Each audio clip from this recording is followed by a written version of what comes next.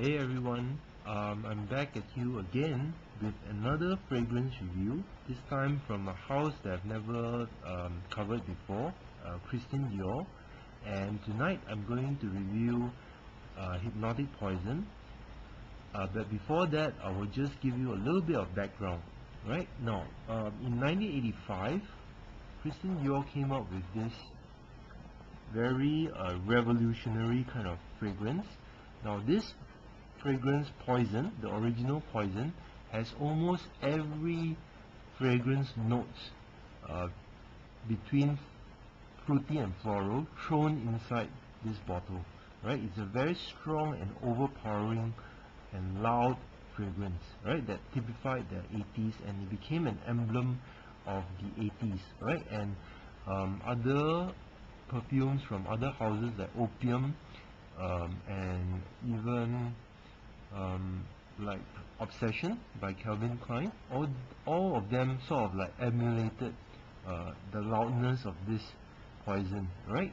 Now it was a great success, but after a while, some restaurants banned this fragrance because its overpowering sillage actually interfered with the aroma of the food they were serving in those restaurants, right? So its popularity waned somewhat towards the late 80s and early 90s. So to water down this a little bit, Christian Dior came up with flankers, right? So the first flanker was actually Tendre Poison or Tender Poison that they came up with in the early 90s, right? It was in a green bottle with the same design.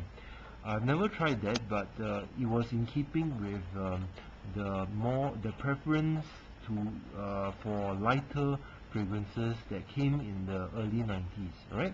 And in 1998, they came up with a second flanker, which of course was Hypnotic Poison, right? So it has you can see the similarities in the design, the same apple flosson design. Okay, now this one, although it's a flanker, is really totally different from the original Poison, which has almost everything in it: tuberose, rose, all the way to opoponax, right? But this one has almost no common notes at all with the previous Poison, right? But they do share one thing: they are both quite overpowering and a little bit strong, right, at the beginning, and it can be a little bit suffocating. Now, I don't find this suffocating at all, but I do get what a lot of people mention in their reviews, which is the root beer kind of note, right, which I think is the caraway that's present, right? And at the very beginning, you can already smell the almonds and the vanilla, right, which combine a little bit because the almond is a bitter kind of almond, which combines a little bit to give it the play-doughy sort of edge, right? So I could identify all these associations from other people before when I first put my nose to this. Right now, I sprayed some at the back of my neck at around 3 p.m. and now it's already 10:30, and I still get a little bit a very pale shadow of the fragrance that I sprayed 7 hours ago. Right, I still get a little bit of the muskiness and a little bit of um, even jasmine. Right, so there's jasmine in the hard notes, but of course it also has other strange things like heliotrope, cherry blossom. It has also got the musk, of course, synthetic musk.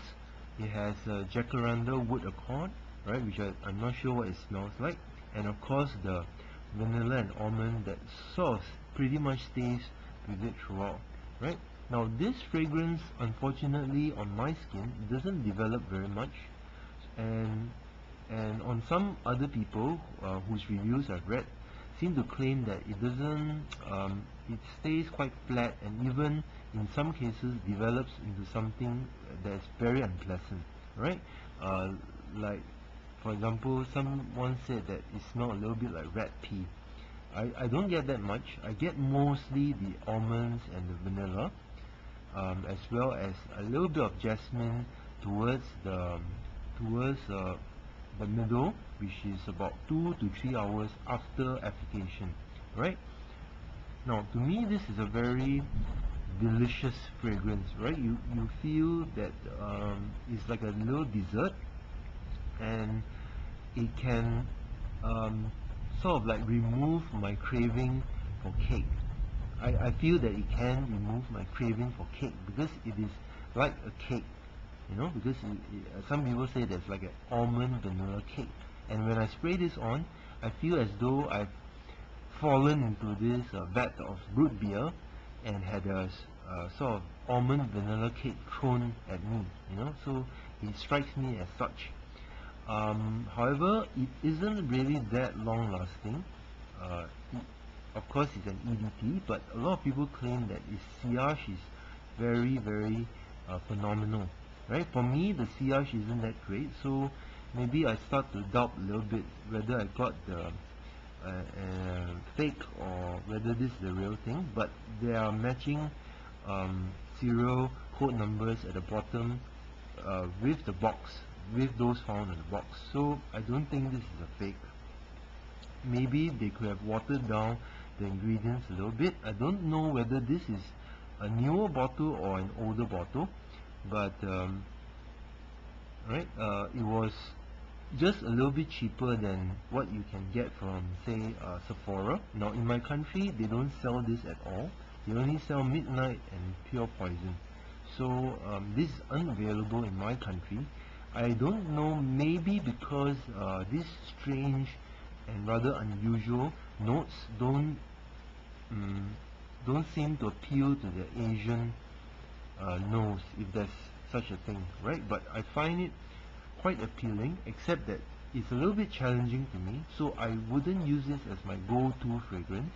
I prefer something fresh and green like Mitsoko any day, right? Or even like Nikki de Saint-Phal, right? So this won't be my go-to fragrance, but I like it all the same for its unusual and rather unique composition, right? So that's all I have for you today, and I hope you enjoyed my review.